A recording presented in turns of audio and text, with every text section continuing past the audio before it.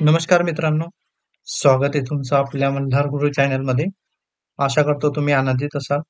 जर तुम्ही आपल्या चॅनलवरती नवीन असाल, तर कृपया चॅनलला सबस्क्राईब नक्की करा.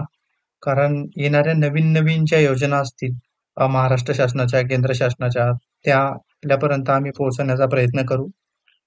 चला तर मग आपण व्हिडिओला सुरुवात करूया.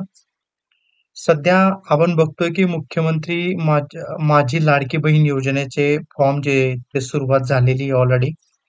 आणि तसं बघायला गेलं तर काही ज्या महिला आहेत, अशा ज्या 7 प्रकारच्या ज्या महिला आहेत, त्या या योजनेसाठी पात्र नसतील. तर आपण त्या बघूया की कुठल्या 7 प्रकारच्या ज्या महिला आहेत, त्या महिलांना या योजनेचा लाभ मिळणार नाही.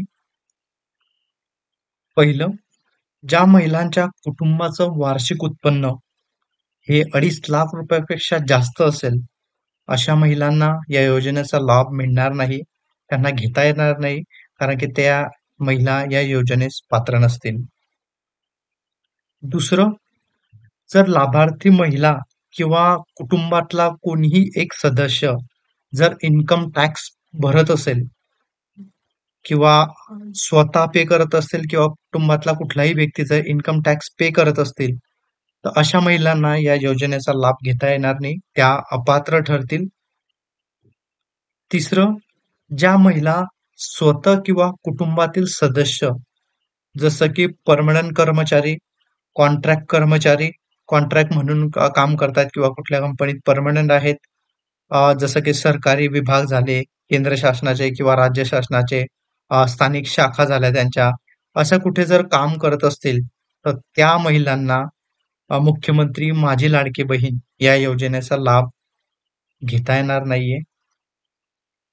चौथं, लाभार्थी महिला जर शासनाच्या कुठल्याही योजनेचा लाभ जर ऑलरेडी घेत असेल आणि त्याचं जे अमाउंट असेल ते ₹1500 पेक्षा जास्त असेल, तर अशा महिलांना सुद्धा या योजनेचा लाभ घेता येणार नाही. त्या महिला या योजनेसाठी अपात्र ठरतील.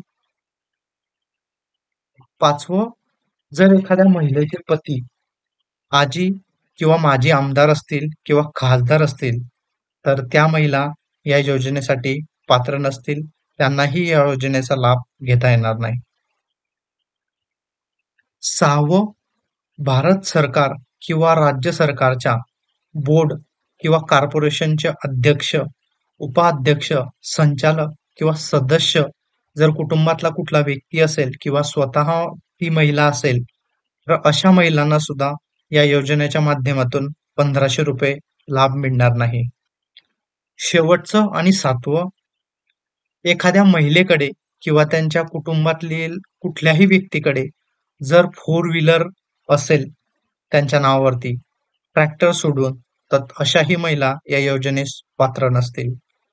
मित्रांनो, आशा करतो की तुम्हाला या योजनेबद्दल थोडीफार माहिती मिळाली असेल. कुठल्या ज्या महिला आहेत, कुठले हे लाभार्थी आहेत, त्या या योजनेसाठी त्यांना लाभ मिळणार नाही, तुम्हाला कळालं असेल.